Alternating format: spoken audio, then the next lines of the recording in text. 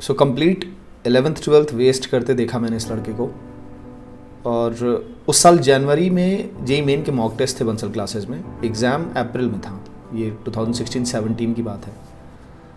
सो जनवरी में JEE main के mock test हो रहे थे बंसल क्लासेस में। तो तब ये एक बार आया पूछने मुझसे कि सर मुझसे हो पाएगा कि नहीं जेई मेन। और ये कौन पूछ रहा है? विशेष, शायद कपूर टाइटल था, एग्जैक्टली याद नहीं मुझको। सो वो लड़का जिसकी इमेज सिर्फ और सिर्फ मस्ती मारने वाले लड़के के रूप में रही हमेशा, जो हमेशा कॉमेडी मूड में रहता था क्लास में। और इस लड़के के बारे में मैं अगर किसी भी टीचर को बताता हूँ तो सभी याद कर लेते हैं कि हाँ ऐसा लड़का था विशेष। जो वो नहीं जानते हैं वो कहानी आज मैं तुमसे शेयर कर रहा हूँ, शायद तुम इससे काफ़ी कुछ सीख पाओ। सो ये एक टिपिकल लड़का जो कि हमेशा मस्ती में रहने वाला क्लास में, और बातों को कभी सीरियसली ना लेना। टिपिकल क्लास में एंटरटेनर जो होते हैं ना, सभी को मज़ा आता है जिनसे बातें करते हुए, स्टूडेंट टीचर सभी को, लेकिन टीचर्स को पता होता है कि इनका कुछ नहीं होने वाला। सो जनवरी एंड में बंसल क्लासेस में back to back mock test थे, 3-4 थे, एग्जैक्टली याद नहीं मुझको। सो उस वीक में बैक टू बैक टेस्ट देने वो भी आया, और हर बार टेस्ट के बाद आता था। तो मुझे ऐसे याद है कि शायद पहला या दूसरा टेस्ट था, पहला टेस्ट था शायद।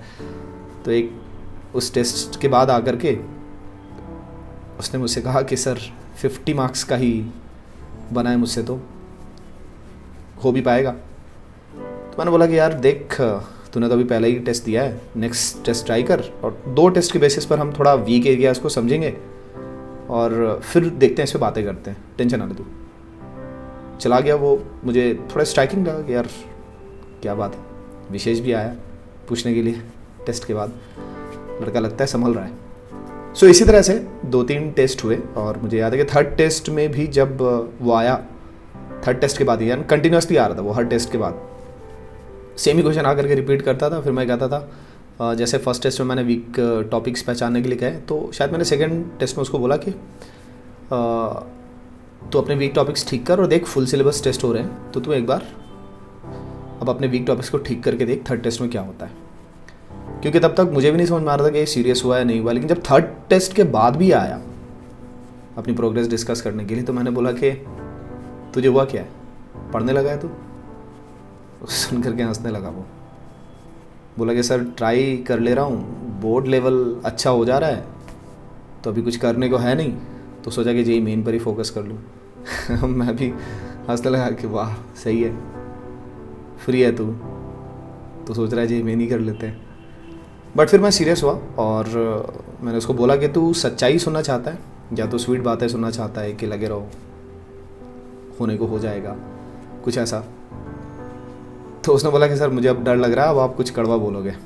मैंने बोला देख, सुन ले सच्चाई को, तो हमेशा का भ्रम तेरा ख़त्म हो जाएगा।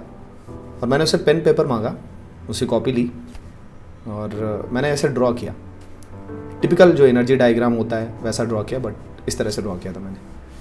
और मैंने लिखा कि देख ये तेरा ट्रू पोटेंशियल, तो your true potential lies beyond the lies you tell yourself. तो अगर तू खुद को ये बताना चाहता है कि तेरा आसानी से हो जाएगा तो झूठ है वो, और अगर तू ये खुद को बोलता है कि नहीं हो सकता तो वो भी झूठ है। अब एक्चुअली है क्या कि जेई की तैयारी तो सफ़र है ना, जर्नी है ये, जिसमें लोग तुम्हें रिजल्ट से प्यार करना सिखाते हैं, तो तुम्हारे अंदर जो है वो डाउट और अनक्लियर सिचुएशंस होती हैं और डर होता है तुम्हारे अंदर। सच्चाई में इस सफ़र से तुम अपने पोटेंशियल को एक्सप्लोर करना सीखते हो, और ये पहला फेज़ है। इस एज में तो पहला फेज़ है, और फिर आगे भी अभी फेजेस आएंगे। और अगर तुझको लगता है फेलियर का डर, तो सुन।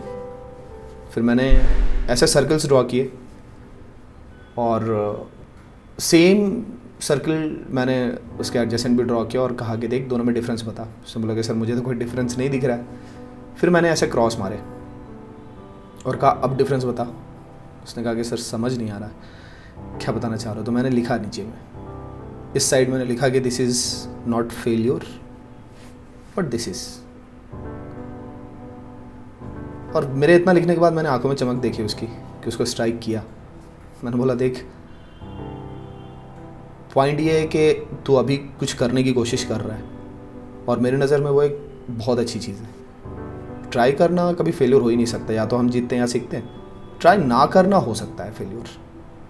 तुझे कभी एक्सपीरियंस ही नहीं हो पाएगा कि कैसे खुद को डिसिप्लिन बनाते हैं, कैसे खुद को पुश करते हैं, कैसे किसी भी अचीवमेंट को पाने के लिए कैसे हार्डवर्क करते हैं, कैसे प्लान्ड वे में चलते हैं, कैसे गोल्स की क्लैरिटी होनी चाहिए। ये सब बातें तो तुम सीखोगे ही ना, तुम अभी ट्राई करोगे तो ये जो बातचीत थी वो जनवरी के एंड में मॉक टेस्ट जो हो रहे थे उस टाइम पर हुई थी। और मुझे याद है कि फिर वो फरवरी में तो आई नहीं उसके बाद वो। तो उसके बाद मॉक टेस्ट थे फेब में, बट फ्रीक्वेंसी कम होती थी, बोर्ड एग्ज़ाम्स होते हैं उस टाइम पर इस वजह से। बट वो नहीं आया उसके बाद, उस दिन के बाद नहीं आया। मुझे लगा कि जोश ख़त्म हो गया या बोर्ड एग्ज़ाम ने कॉन्फिडेंस गिरा दिया होगा उसका। बट मैंने उसके बाद ज़्यादा सोचा नहीं। तो मार्च का टाइम था, मिड मार्च शायद 3rd वीक की बातचीत होगी ऐसे कुछ। तो टीचर्स केबिन में मैं था और कुछ स्टूडेंट्स ने नॉक किया। तो A0 बैच के स्टूडेंट थे, वो टॉप बैच जो बंसल क्लासेस में होता था, A0 बैच के स्टूडेंट्स आए थे डाउट पूछने के लिए। तो मैं बाहर आ गया केबिन से और उनको डाउट बताने लगा। और डाउट बताते बताते कुछ समय बीत गया तो अचानक से मेरी नज़र पड़ी, वो स्टूडेंट्स एरिया एक था टीचर्स केबिन के बाहर में, जहाँ पर के स्टूडेंट्स बैठ करके पढ़ा करते थे। तो उन्हीं में से एक स्टूडेंट विशेष था और मुझे शौक लगा कि लड़का आ गया वापस। तो मैंने उस दिन के बाद उसको कंसिस्टेंटली हर दिन आते हुए देखा, पूरे मार्च।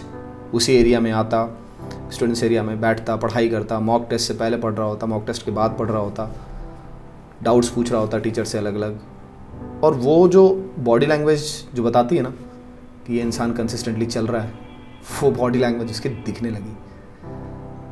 और मुझे वाइब्स आने लगे कि भाई ये तो अब कुछ शायद करके दिखाएगा। वो मुझे बार बार वो इमेजेस मेरे माइंड में फ्लैश करते हैं कि मैं उस स्टूडेंट एरिया से निकल करके फैकल्टी रूम में जाता था और वहाँ पर उसे देखता था।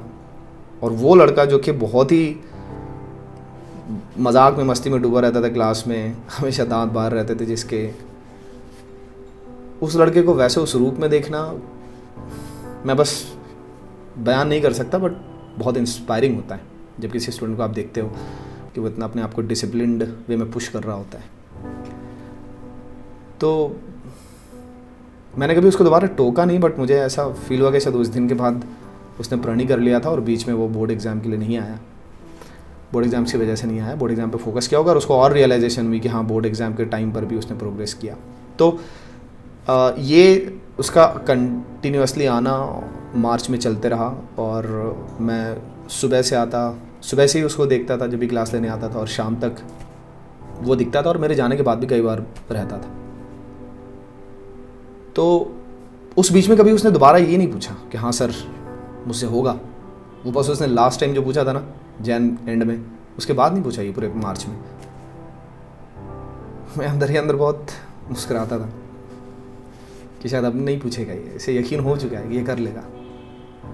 खुश भी होता था मैं, बट मैंने भी उसको कभी टोका नहीं कि और लड़के क्या हाल है, क्या लग रहा है तुझे, कुछ नहीं। बस मैं भी जैसे वो डाउट्स पूछने आता बस वैसे ही डाउट डिस्कस करता, नॉर्मल। सो मार्च बीत गया, अप्रैल के फर्स्ट वीक वगैरह में एग्ज़ाम था, तो अप्रैल में एग्ज़ाम हो गया जेईई मेन का, रिज़ल्ट वगैरह भी आ गए और सेलिब्रेशन भी हो गया, बट वो नहीं आया।